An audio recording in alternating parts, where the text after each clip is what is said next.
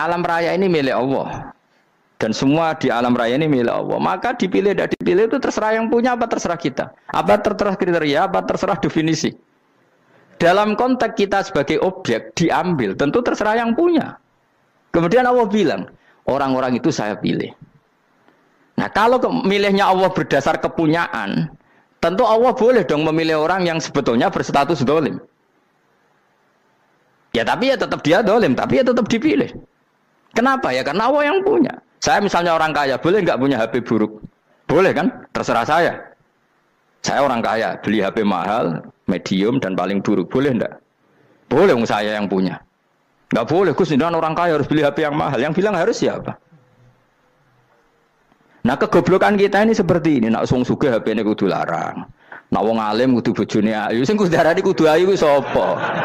Nak maji jalan nang dumbu swarga. Lho kudu iku sing swargane mbam tapi kudu.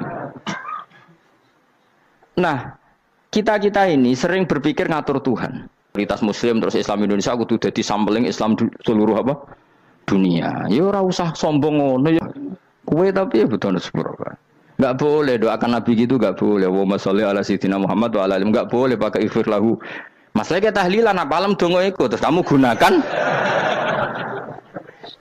Misalnya terjadi percontohan Islam dunia terus Nabi kapundhut ditalkin, nek ditakoki waman rabbuka piye. Terus Nabi warai waman nabiyuka. Mesti Nabi yo pro, lah aku Nabi coba takut. Jadi kita ini sering kumo luhur karena kita mayoritas terus jadi percontohan ora usah ngono. Paham ya napa? Ndak usah ngono, mayoritas saya, tapi ora usah GR jadi apa? Percontohan internasional. Mungkin kalau masalah Islam damai ya bagus, tapi itu kan tidak hanya Indonesia. Di mana-mana yang Islam damai juga banyak dan yang tukaran juga banyak. Toh yang tukaran nggak pernah maklumatkan diri ini percontohan janda. Ya biasa saja. Saya ulang lagi ya. Maka menurut saya nggak akan benar pendapat Khawarij atau pendapat Islam yang keras bahwa orang dosa besar itu keluar dari Islam. Karena ketika Allah mengatakan kemudian aku pilihkan kitab ini tak kasihkan orang-orang yang saya pilih, itu diantara yang pertama adalah meskipun mereka sebagian tetap zalim. Artinya tetap zalim itu tidak menjadi dia keluar dari status Islam. Paham ya? Sekarang saya tanya, yang dikatakan warga Indonesia itu siapa? Ya siapapun yang bergeografis di Indonesia, lahir sebagai akte Indonesia, ya orang Indonesia. Kemudian ada yang penjahat, ada yang maling, kita penjara. Apa dia keluar dari kebangsaan Indonesia? Enggak kan? Sama ketika orang Islam menjadi zina dan fasik koruptor, keluar dari Islam enggak? Enggak. Karena Allah tetap bilang faminhum. Apa? Faminhum. Jelas ya? Wes kayak ngarah Khawarij. Kenapa? Kalau Khawarij cara berpikir itu ekstrim. Setiap dosa besar itu mengeluarkan orang dari status Islam. Oh, itu bahaya sekali. Karena nanti kalau itu iya, kita akan kehilangan banyak orang nopo Islam. Makanya Nabi nanti ngendikan, saya berharap yang nanti masuk surga dari umatku itu separuh, 2/3. Itu kata ulama-ulama. Kalau kita pakai mazhab Khawarij, orang Islam itu tidak sampai 1/3. Karena banyak yang keluar dari Islam. Duwe keris gak Islam, duwe akeh gak Islam, nglakoni jimat gak Islam, nyekel patok gak Islam, dosa gede gak Islam, korupsi gak Islam. Terlalu banyak yang kita usir dari Islam. Lalu kita ngusir atas nama apa? Coba. Kalau atas nama Tuhan, kamu tidak Tuhan. Atas nama wakil Tuhan, Tuhan tidak pernah mewakilkan ke Anda. Orang-orang mandate. Yang kita tahu dari Quran ya ayat ini, tsumma awrasnal kitabal ladzina astafaina min ibadina. Kemudian kitab ini tak kasihkan orang-orang yang saya pilih. Dan orang yang saya pilih itu faminhum zalimul li nafsi. Dan sebagian dari itu adalah orang zalim. Dan itu jelas bagian dari itu. Artinya keluar apa masuk? Keluar apa masuk? Masuk. Meskipun ya yang zalim tetap berstatus zalim. Kayak warga Indonesia, ini semua warga Indonesia.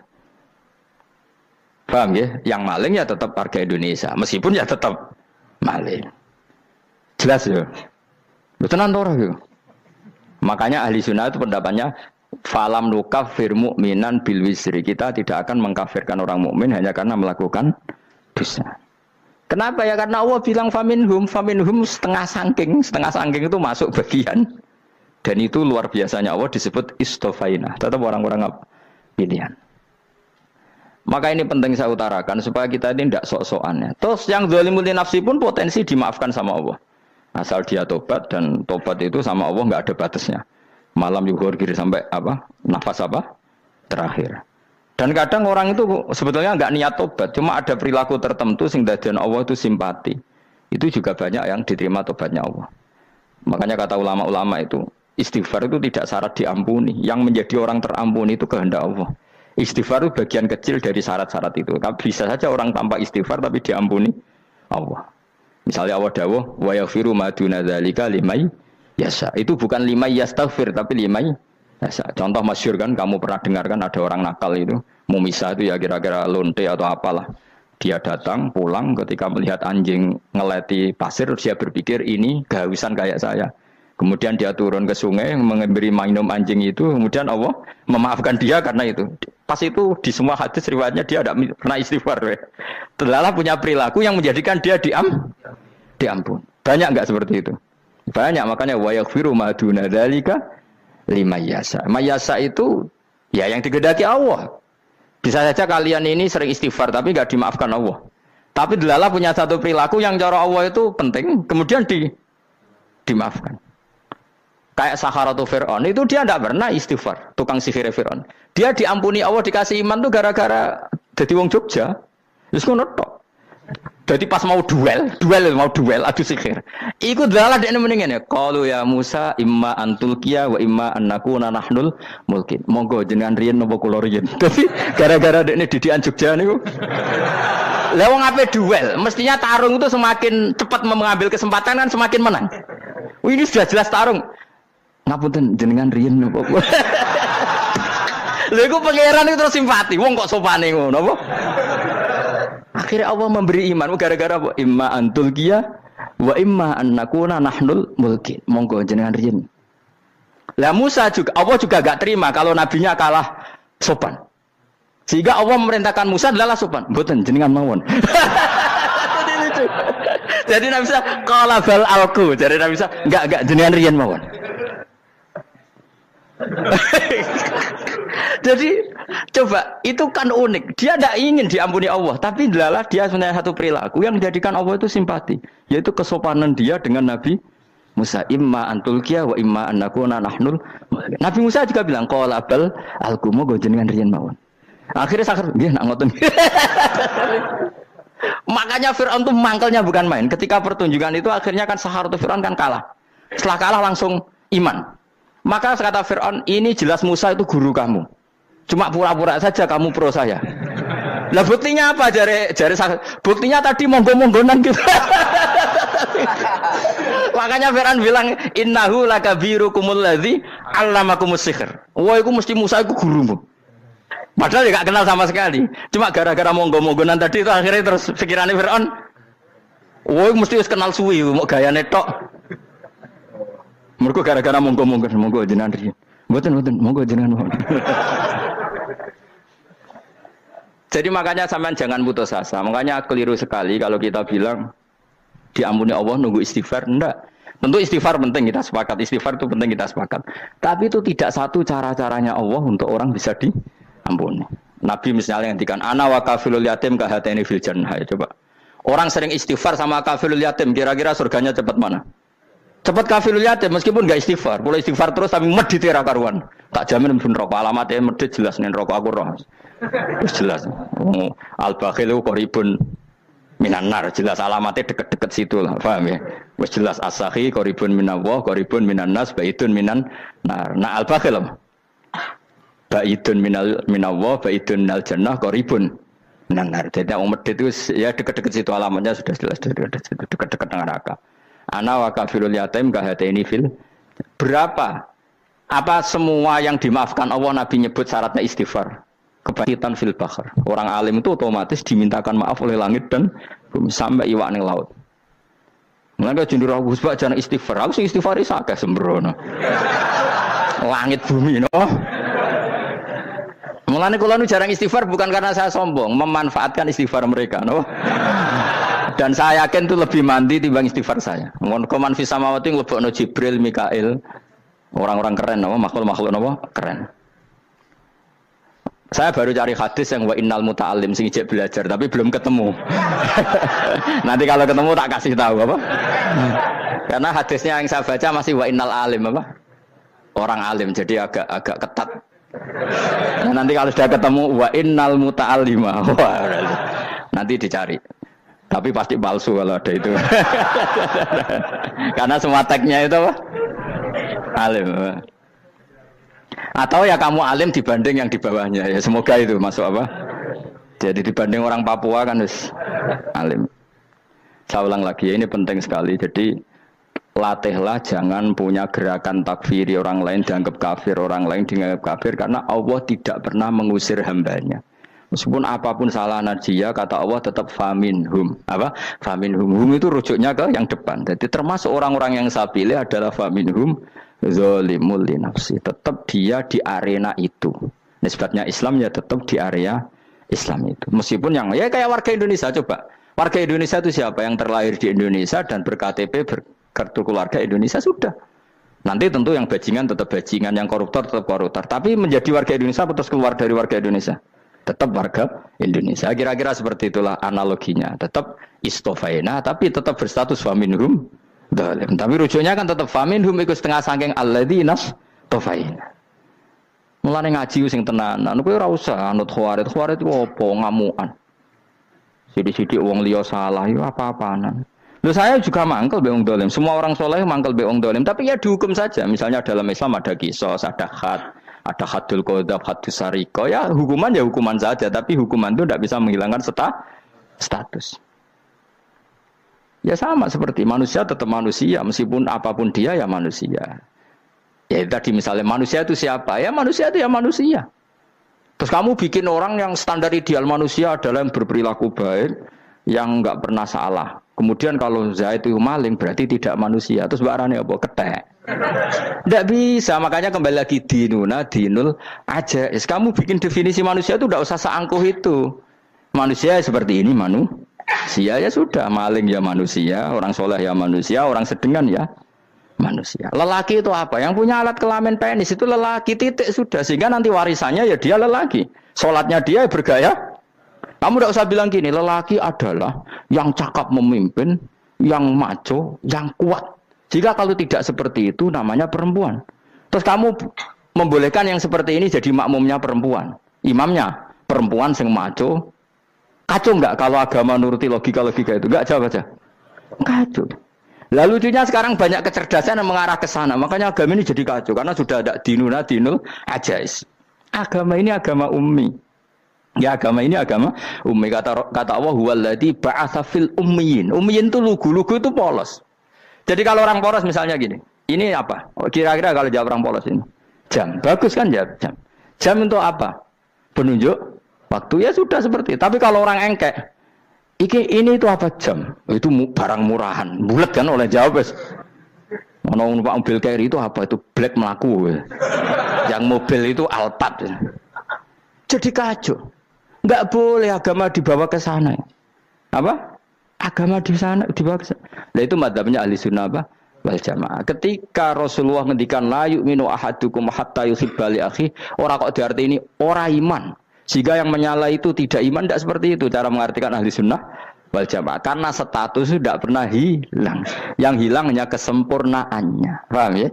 Kesempurnaan kita jalani manusia hilang karena kita maling, karena jadi koruptor. Tapi tetap kita manusia. Kesempurnaan kita sebagai orang mukmin hilang kalau kita fasik. Tapi kita tetap mukmin. Paham ya? Makanya setiap hadis gitu kata ahli sunnah la yu'minu imanan kamilan. Wis dong ya. Dong. Ya terus alhamdulillah subhanallah. Ya doa alim semalam 22. Malam Lailatul. Aku kadang yang melok goblok aduh. Saya tuh sering dididik sama bapak saya, sekumpul wong akeh ya kudu melok goblok guys. Makanya bapak itu kalau ada orang pidato, bapak kan juga enggak suka pidato juga, tapi ya kerso kadang-kadang, saya pun kadang-kadang kerso.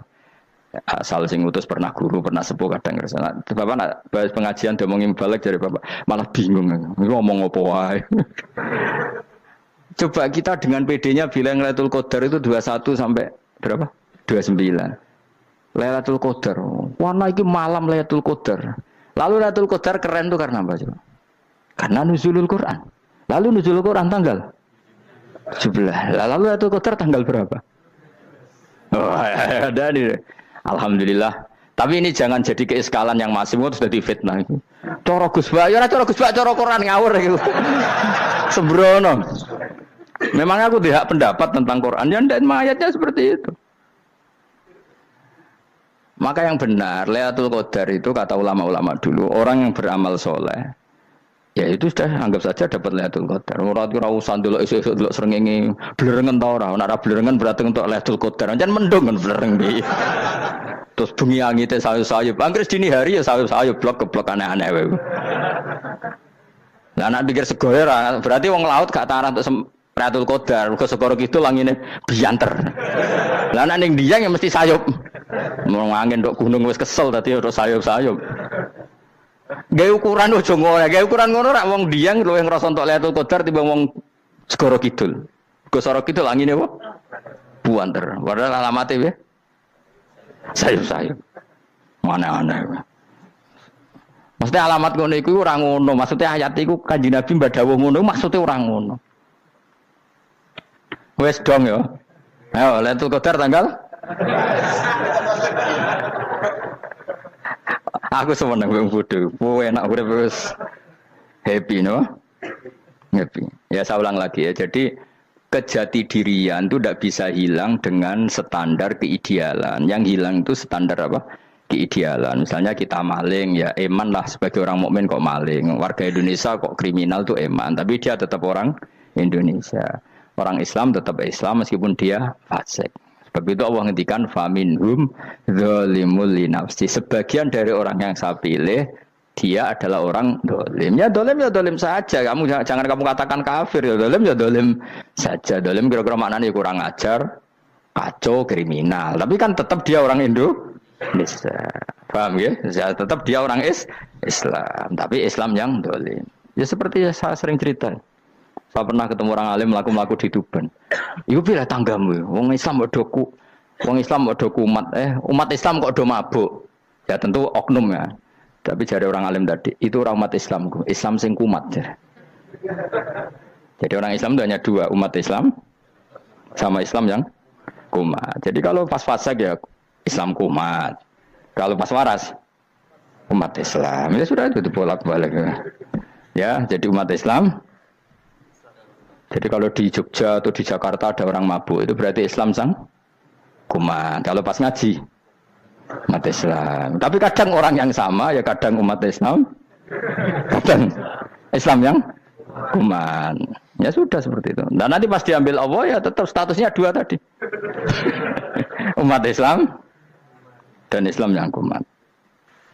Jadi jelas ya. Jadi jelas sekali makanya orang Khawarij itu kata Rasulullah syarrul khalqi wal khaliqa. Ela-ela makhluk itu orang Khawarij karena dia menghilangkan status kejati dirian. Itu bahaya bagi kelangsungan negara maupun agama. Jadi misalnya kalau orang nyuwun sewu misalnya ada orang kriminal di Indonesia, terus dianggap gak warga Indonesia, terus mau dibuang kemana?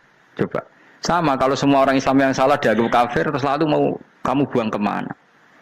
Padahal dengan kamu katakan kafir, artinya dia sudah tidak wajib sholat. Orang kafir tidak wajib sholat, tidak wajib puasa. Apa tidak lebih ngeri? Karena dia tidak berkewajiban melakukan ibadah-ibadah Islam. Berarti Anda lebih ridho dunia ini rusak. Ya misalnya Zaid karena megang patok kuburan atau melakukan dosa besar kamu katakan kafir. Setelah kafir dia wajib sholat enggak? Tidak kan? Wajib puasa enggak? Berarti kan malah jura-jura. Karena mendorong orang keluar dari ring permainan kesalehan. Tapi kalau kita katakan Islam, kemudian kita bina. Kan ini jadinya aset. Dengan kamu katakan Islam artinya menjadi aset kan? Bandingkan kalau kamu katakan keluar. Paham ya? Makanya Nabi ngendikan ala umatku itu apa? Khawarij. Karena ini bahaya. Bahaya. Negara juga gitu. Andai kan kita berpikir ekstrim, yang melanggar negara tidak warga Indonesia. Yang demo tidak warga Indonesia.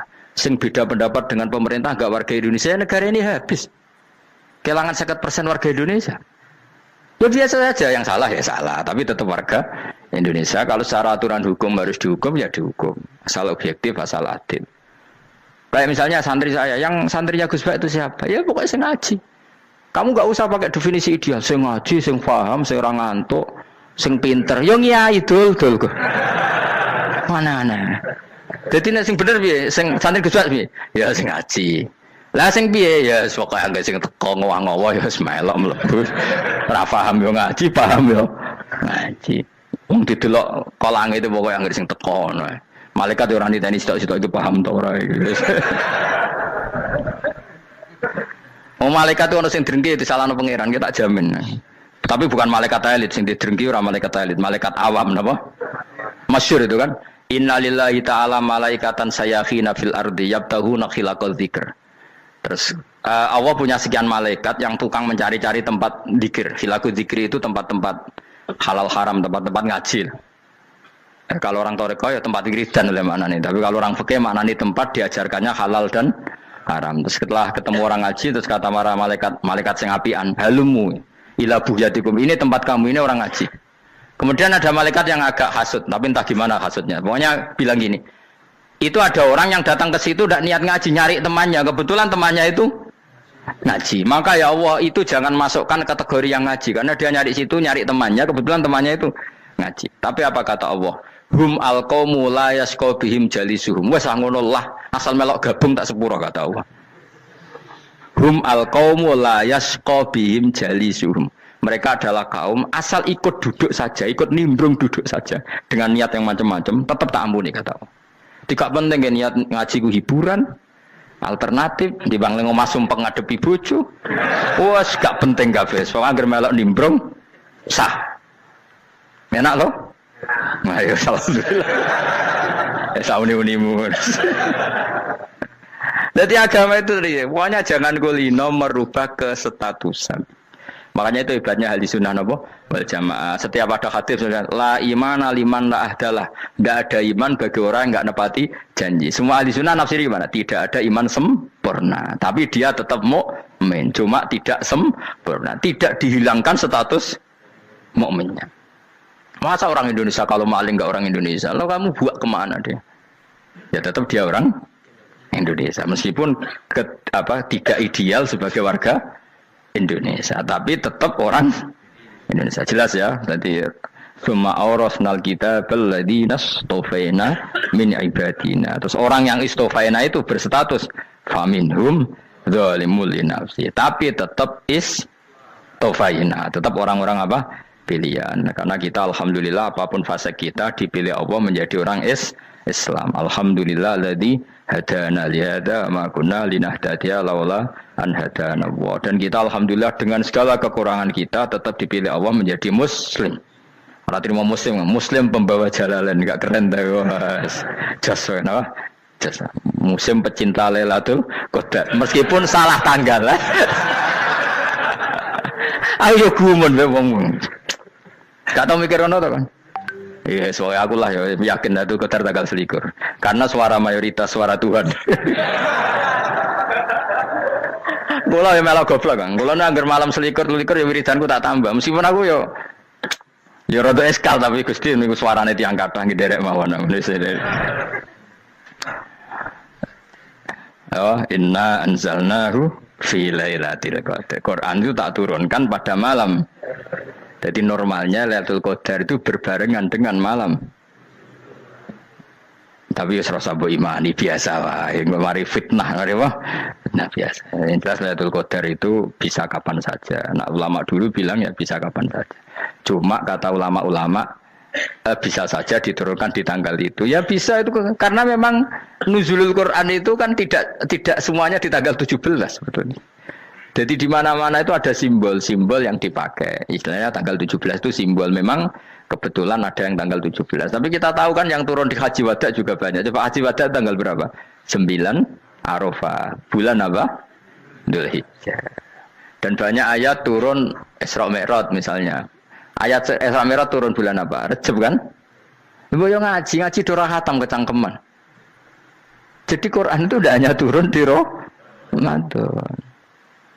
Ya biasa saja, makanya kayak saya itu kan biasa ngaji Quran ya setiap saat anggap Lailatul Qadar. Cuma kita ya ikut umumnya orang Lailatul Qadar itu tanggal 21, 23. Aku lah senang malaikat yang bagian panitia itu ben jelas fokus di tanggal itu. Tapi kamu jangan pernah berpikir menafikan hari-hari lain bagi ulama tertentu, bagi wali-wali tertentu. Mereka ngalami Lailatul Qadar kulalailah. Banyak wali yang bilang, saya ngalami Lailatul Qadar kulalailah. Maksudnya, karena kulalailah zaman Nabi itu pernah dituruni Quran. Dan semua itu artinya Lailatul Qadar. Tapi tentu ada simbol. Kayak kemerdekaan Indonesia itu dimulai tanggal berapa? 17 Agustus. Sebetulnya ya enggak. Ketika Jepang kalah itu ya sudah merdeka. Dan daerah tertentu sudah lama dulu merdeka kayak Aceh. Karena dia tidak merasakan dijajah Belanda.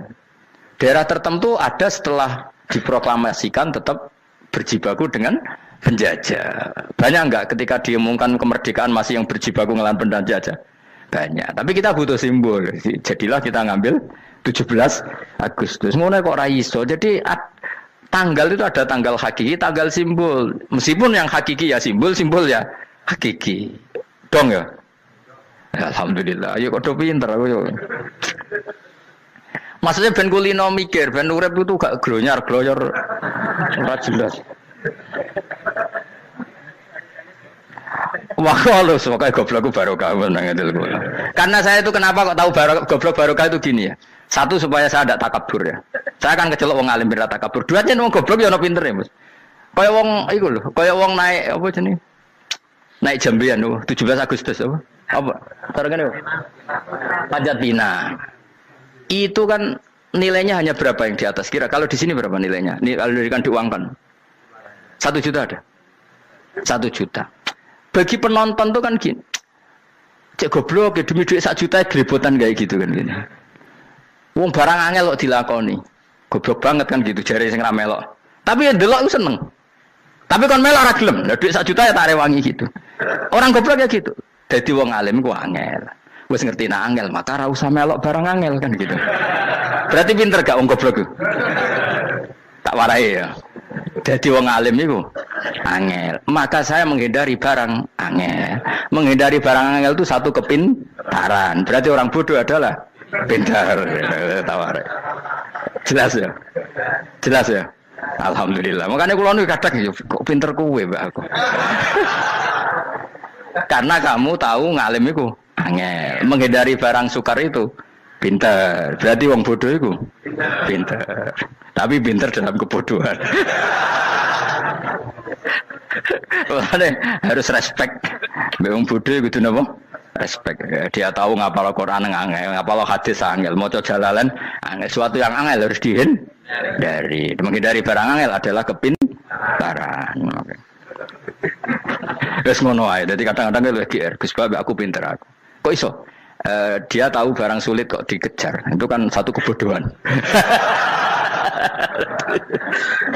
Wes uni-unimu ngono dadi. Dan kayak syukur dadi bodoh yang syukur karena ternyata punya sisi kepintaran juga. Dalam kebodohan kita ada sisi apa? Kepintaran. Mun kula terusno. Allah itu siapa? Alladzi ahallana darul muqamati min fadlih. Alladzi rupane dat ahalla kang manggono sapa ladina ing kita darul muqamati ing omah kang dadi hunian. Aili qamati rumah sing dadi hunian min fadli krana mu anugrahi Allah. Ya kula nyontokno bolak-balik ya. Semua ini kita di surga nanti berstatus lamanya-lama itu semua karena fadlnya Allah. Karena amal kita tidak cukup. Makanya Rasulullah pernah ditanya, ya Rasulullah betul orang surga masuk surga karena amalnya tidak, karena fadlnya Allah. Saya berkali-kali cerita dalam kitab-kitab tasawuf diterangkan ada seseorang yang enggak pernah maksiat, hidupnya taat. Kemudian ditanya sama Allah, kamu masuk surga karena apa? Saya karena enggak pernah maksiat, taat terus. Kata Allah, ya sudah kamu di sini aja 80 tahun. Ya kamu enggak apa-apa di surga sini berapa 80 tahun. Si Abid tadi, ahli ibadah tadi protes. Katanya surga itu selamanya lama. Iya, kata kamu kan karena amal kamu. Amal kamu di dunia kan hanya 80 tahun. Umur kamu kan hanya 80 tahun. Ya berarti surga kamu 80 tahun dong. Karena kamu menganggap surga karena amal kamu. Fair kan? Amal 80 tahun surganya. Tapi kata jenengan surga itu selamanya lama. Sing selamanya lama itu fadolku itu gak ada habisnya. Kalau amal kamu ada habisnya.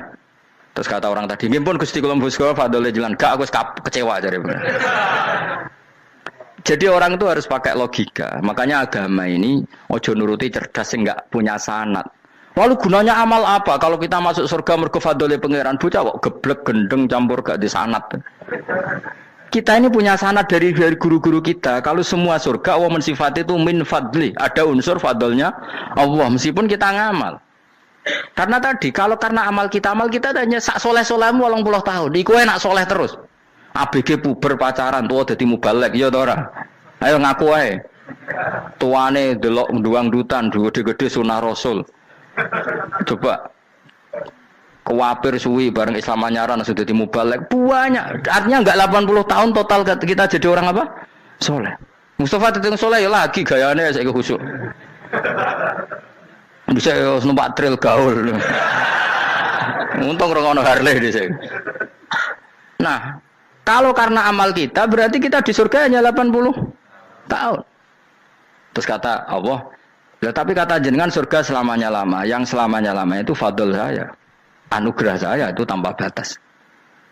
Makanya kita tetap yakin kita seperti ini nanti di surga itu kabeh fadlile Allah, seperti nas di sini apa alladzi ahallana darul muqamati min fadli, bukan karena amal tapi apa min fadli. Bahwa amal kita itu ikut dipertimbangkan iya, tapi ya termasuk yang dipertimbangkan, bukan segala-galanya. Yang paling menjadi abadi di surga adalah fadli Allah, karena fadl dan rahmatnya Allah itu yang tidak terbatas. Jelas gini ayatnya apa alladzi ahallana darul muqamati min fadli. Laya masuna orang kepona ing kita via ing dalam jannah apa nasabun apa kangelan eta abun dese kangelan walaya masuna lan orang menyentuh nak ing kita via fil jannah apa luhu pun apa kerepotan. Iya untuk kesip kepayaan minatabi saking repot. Li ada mitaklifi krana ora anane mukallaf via ing dalam jannah.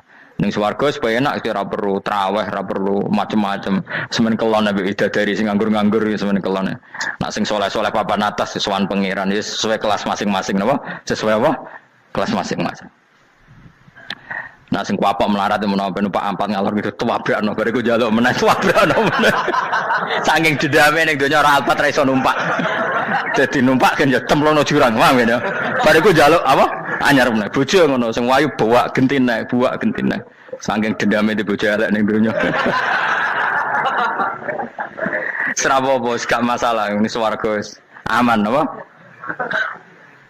Wa dzikrusani uta nyebut sing kedua atabi'i kang anut lil awali maring sing awal kuwi tasri karo nyeplosno binafsi lan nafekno lugu. Maksudnya nasab manane repot, lugu yo manane repot kok diatafno berarti bener-bener ning akhirat iku yo ora ono repot, ora ono kangelan. Waladina uta wong akeh kafaru kang kafir sapa ladina, iku lahum tetep kedhe ladina naru jahannam mauten neraka jahannam. Orang-orang kafir itu pasti masuk neraka. La yuktu. Maksudnya kafir dengan definisi yang mati alal kufri. Kalau masih di dunia kamu tidak bisa menvonis si A si B pasti kafir karena finalnya adalah di husnul khotimah atau su'ul khotimah. Maka status sekarang. Kita dikatakan mukmin ya sekarang, yang sedang kafir ya sedang kafir. Bisa saja yang sedang fasik nanti mati soleh, yang sedang soleh nanti mati fasik. Makanya kita enggak berhenti doa apa ya muqallibal qulub tsabbit qalbi ala dinik, karena kita tidak pernah tahu. Makanya status kafir ya wa matu wa hum kuffar. Sebagian ayat apa wa matu wa hum kuffar, status yang permanen adalah dalam keadaan mati, dia dalam keadaan kafir. Tapi kalau masih di dunia gini enggak jelas. Makanya saya suwun ya, kalau kita harus toleransi sebagai warga Indonesia, kalau kamu orang alim, toleransi atas nama agama, karena yang sedang kafir pun tidak jaminan selalu kafir. Jadi kita tidak perlu musuhan, karena memang semuanya tidak mesti. Ya itu kalau atas nama nopo agama. Kalau atas nama negara ya memang kita berkawan atas nama sama-sama bangsa nopo Indonesia. Kalau atas nama agama ya memang nggak mesti juga. Bisa saja mereka husnul khotimah, kita tidak pernah tahu. Makanya Allah terbilang wa qulul linnasi apa husna, dengan siapapun yang baik. Lah soal nak diperangi kita perang ra kudu wong kafir. Lah kowe lape dibaca wong Islam ya males. Lah ke meneng ae disembelih. Wah. Ya soal itu kan bab sial, bab mempertahankan apa diri. Itu udah harus dengan orang apa? Kafir. Misalnya ada penjahat mau membunuh istri kamu tentu dibolehkan Islam melawan. Paham ya? Makanya di kitab-kitab fikih diterangkan ada bab di mana harbi itu kafir yang melawan kita itu boleh kita lawan. Tapi kata sarah-sarah itu udah harus kafir. Dalam konteks apa? Kita mau digarong orang atau istri kamu mau diperkosa orang ya kamu wajib melakukan perlawanan. Jadi tidak adifa anil dzali apa adifa anin nafsi. Makanya Nabi mengatakan mangkutila duna mali bahwa syahid. Jadi itu kan disiplin fikih. Makanya ngaji ya. Makanya tatus soleh juga gitu. Orang soleh yang sedang soleh nggak boleh kumo luhur, bisa saja suul khotimah. Kita punya cerita banyak. Misalnya Khalid bin Walid, Wahsy itu kayak apa Nabi bencinya sama Wahsy karena pembunuh Sayyid Hamzah. Tapi dia mati husnul khotimah. Sa'labah yang punya gelar merpatinya masjid karena selalu itikaf malah suul khotimah. Kita tidak pernah tahu. Dan tidak pernah tahu itu bagus. Karena menjadi mawas diri, menjadi tawadhu. Tawadhu itu ekspresinya macam-macam. Boleh ada ya ulama yang ini cerita aja ya. Ada ulama yang mau dicucup. Alasannya didik santri atau masyarakat biar hormat sama orang alim itu ya benar. Ada ulama yang nggak kerso dicucup. Alasannya saya sendiri untuk melawan ujub saya, keangkuhan saya, kesombongan saya. Ini namanya ijtihad. Boleh bebas orang boleh. Kenapa? Ijtihad. Abdullah bin Mas'ud itu nggak senang punya santri derekno dia.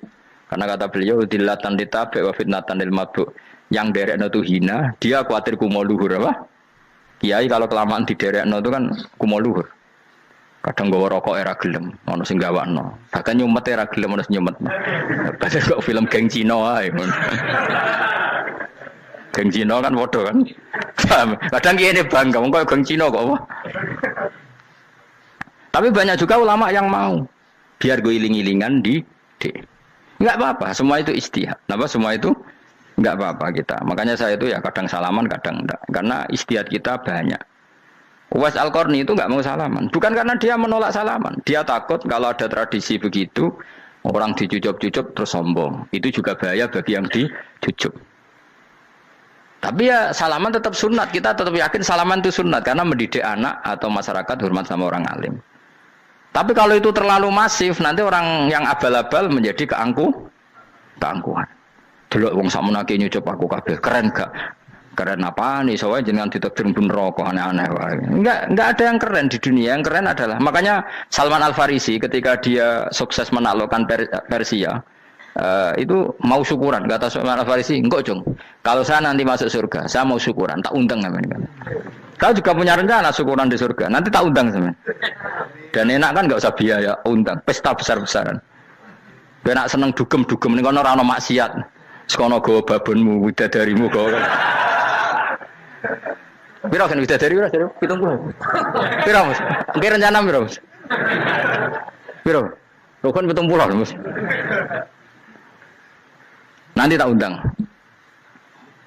Saya punya rencana, pokoknya sekali masuk surga bersyukuran besar-besar. Kayak tak undang ra ono berarti ning neraka.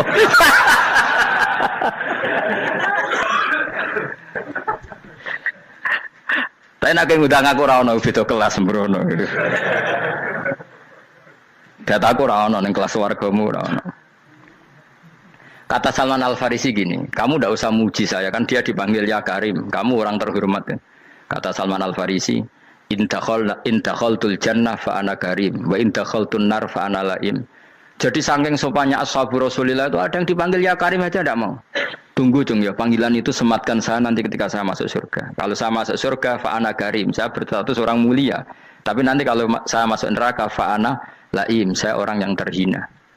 Jadi dulu ashabu Rasulullah seperti itu. Terus ada ulama yang melawan nafsunya macam-macam. Misalnya saya milih jarang ada sowanan, saya dapati senang banyak santri sowan. Tapi bukan karena benci enggak. Karena saya takut sebagai orang yang sangat terhormat. Saya ngaji di mana-mana suka yang enggak usah pakai kursi, guling-gilingan kalau saya dan kamu setara. Saya sebenarnya bisa aja minta kursi tinggi koyok ketua MK. Banyak kan ngaji nih serapati ngalim dari gue kursi ning dhuwur, santri ning ngisor guayane kok wong pinter-pinter. Jebule kitabe maknanan ben ra konangan. Sing rasa apa wong modus. Ya tapi tidak suudzon ya, tapi ya ono tenan, paham. Tapi kalau saya cara berpikir sederhana, kita kan sama-sama umatur Rasulillah, ya sudahlah hadin sawa. Loh nanti kan kamu sanggup maca kitab ya gentenan ra masalah. Kadang dia moco aku ngrungokno, kadang aku moco enggak apa-apa. Nah ono sing wani. Tapi sekali salah tak lorot nah. Jadi dulu sahabat itu biasa. Ada yang cara ekspresi tawadhu kayak Uwais Al-Qarni enggak mau salaman karena takut dicucuk. Ada yang suka salaman karena mendidik. Banyak cara mereka melawan nafsunya sendiri apa? Melawan apa? Nafsunya. Istri saya itu dari keluarga pondok Jawa Timur. Itu dulu eskal sama saya, janggal karena anak saya kalau mau jajan itu saya tidur pun dibangunkan. Pak bangun, saya minta uang. Itu ya sampai sekarang begitu. Istri saya itu eskal, janggal. Karena janggal kan ada Jawa Timur sopan sekali sama orang tua. Tanya saya. Karena dia keluarga orang terpelajar tanya, kenapa itu dibiarkan? Saya jawab saya. Ya kalau tidak minta saya nanti minta mbak-mbak atau kangkang. Orang yang paling harus dingel-ngelo anak itu orang tuanya. Sehingga yang paling harus diganggu anaknya ya orang tuanya. Sampai sekarang anak saya berani minta mandi saya, gendong saya.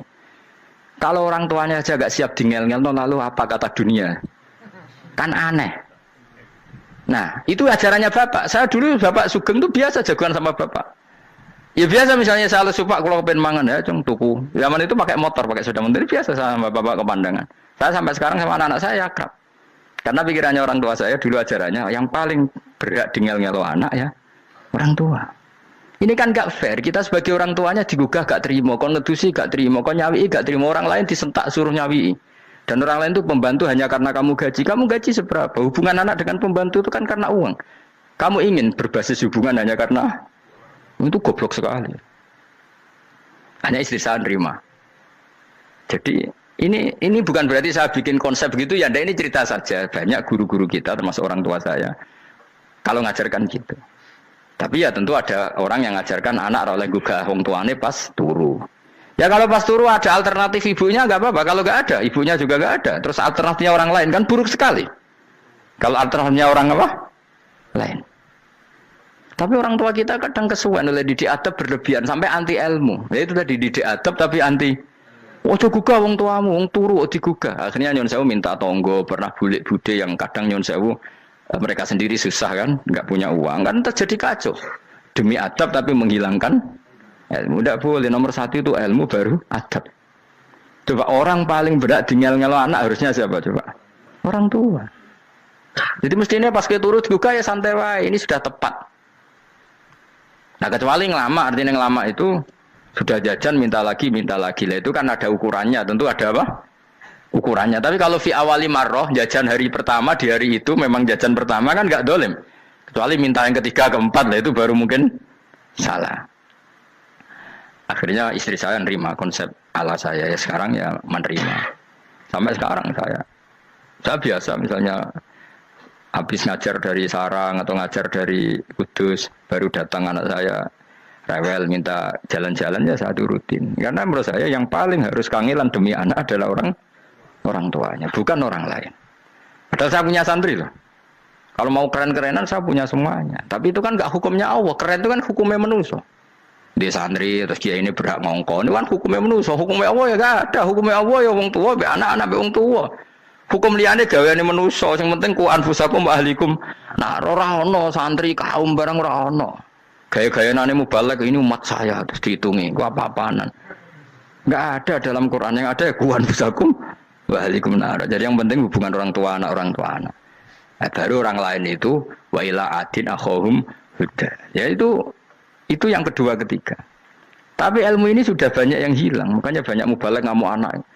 Bocah rasopan, aku nang jopo ning tinti wong wedi aku. Anakku dhewe rasopan. Lah bapak dhewe rasopan ya.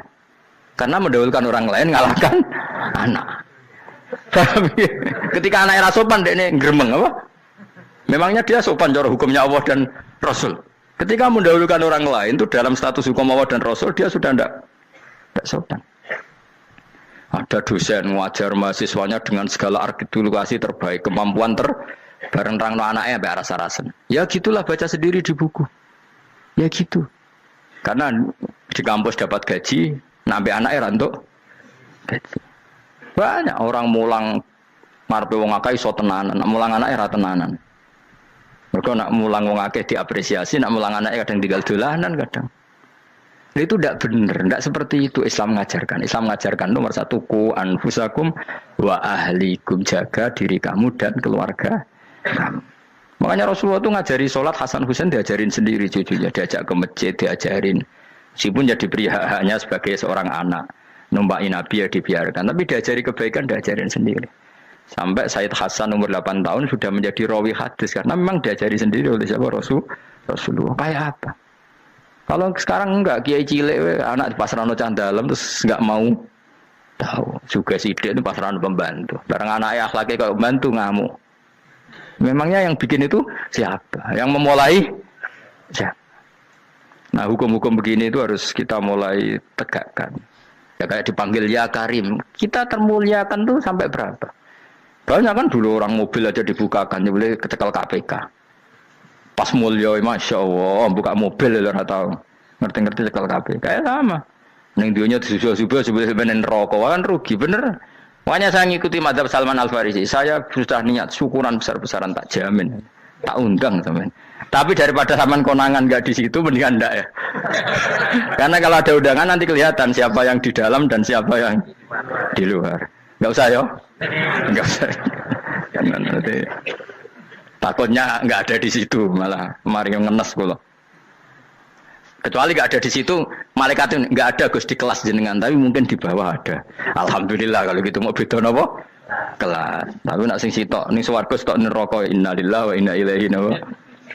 Tapi semoga malaikatnya hanya jawab gitu. Enggak ada Gus, kalau di kelas ini enggak ada. Mungkin di bawahnya ada. Tapi nanti pengurusnya enggak mau, pengurus warga itu. Enggak bisa ini, kalau beda kelas harus pakai visa. Karena lintas apa? Negara.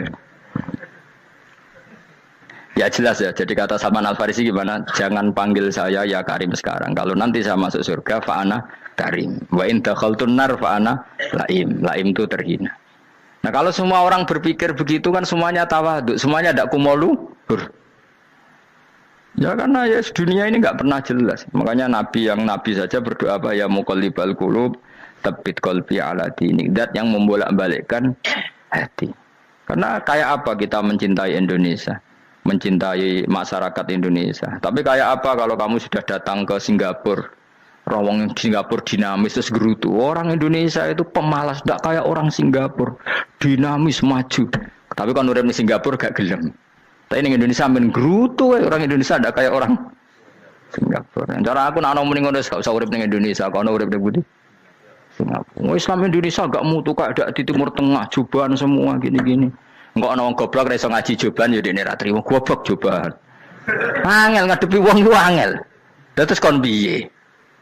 Sing biasa wae koyo kula jenengan wis biasa, wae ngaji-ngaji, wae turu-turu, wae mangan-mangan wis biasa wae. Dinuna dinul aja, agama kita, agamanya orang lugu. Yang penting hubungannya dengan Allah spesial bahwa kita yakin hidup kita namun bergantung kepada Allah Subhanahu wa taala dan kita selalu nyifati Allah nikmal maula wa ni'man nasir. Selagi Tuhannya Allah pasti kita ditolong. Apapun kondisi Indonesia, Tuhan kita tetap Allah, tetap ditolong. Kita pernah keluar dari penjajahan Belanda, tragedi PKI, ya apa saja problem kita pernah keluar karena Allah Tuhan kita, nikmal maula wa ni'man nasir. Sudah, iktimatnya sama Allah, jangan pada yang lain. Yang lainnya itu hanya aturan bernegara saja. Kita butuh presiden, butuh macam-macam, itu aturan bernegara. Tapi kesejahteraan kita tetap Allah nikmal maula. Karena kalau Allah yang enggak berkenan, Jawa dihilangkan les lewat likuifaksi selesai. Atau meteor satu jatuh selesai. Makanya Allah selalu mensifati dirinya, saya yang memegang langit bumi, saya yang mengatur langit bumi. Beberapa benda langit enggak jatuh ke bumi karena saya, kata Allah. Inna wa yumsikus samawati wal ardo antazula wa la inzalata in amsakahuma min ahadim min ba'di. Kalau sistem alam langit itu hancur, semuanya hancur. Tapi kita enggak, kadang-kadang membayangkan dunia enggak hancur itu kalau kestabilan negara. Negara tak stabil, kalau alam enggak stabil mau apa? Semuanya enggak koruptor, semuanya adil, tapi diguncang gempa tetap selesai. Diundang faksi tetap selesai. Makanya Allah selalu mengingatkan kita, amintum manfis sama yakhsifa bihumul ardo fa idza hiya tamur. Kenapa kamu merasa aman di bumi? Bumi ini setiap saat bisa likuifaksi, kata Allah. Karena bumi itu dzatis sode, potensinya pecah. Tapi kalau kita ingat situ kan akhirnya bergantung sama Allah sambil bernegara secara benar, bertetangga secara benar. Susahnya apa sih hidup benar? Wong hidup benar itu nikmat. Kalau mboten nate urip susah. Ngerti masalah sing pangeran Gusti niki wae jenengan ya sudah selesai. Dadi nak tahlilan ojo ngrameni tok, dijiwai nikmal maula. Nikmat itu sebaik-baiknya, nikmat itu sebaik-baiknya. Artinya kita selagi punya Tuhan itu pasti nasib kita ya sebaik-baiknya. Ngomongin nikmal maula tapi mbek gerutu. Seramutu. Mulane ra dadi wali perkarane ya apa. Jadi wiridane wae tapi ra dijiwai, enggak boleh seperti itu. Tapi lumayan, timbang ora wali ra wiridan malah ra karu-karuan malah. La yuqda alaihim muraden putusna sapa alaihim ing atase ahlun nar bil mauti klan mati fayamutu mongko iso dadi mati sapa ahlun nar fayastarihu. Mongko iso istirahat sapa ngakeh. Jadi ahlun nar ketika disiksa minta mati. Maksudnya mereka minta mati itu tidak merasakan sakit. Tapi nyatanya mereka sudah tidak bisa mati. Berarti disiksa terus terus walai khofaf lan ora den ringan napa anhum saking ahlun nar min adzabia saking siksa sinar torfata ini ning sak kedape mri jika kaya mengkono-kono kabeh kama jasinahum tegese kaya oleh males ingsun wong akeh nadzi males ingsun kula kafurin ing saben-saben wong sing banget kafire banget ingkare ning Allah lan nikmat-nikmate Allah manane kafir bilya iklan ya yadzi wa nun lan nun al maftuhah kados kita tidak yadzi tapi napa nadzi nggih kadhalika nadzi kula kafur. Assalamualaikum warahmatullahi wabarakatuh.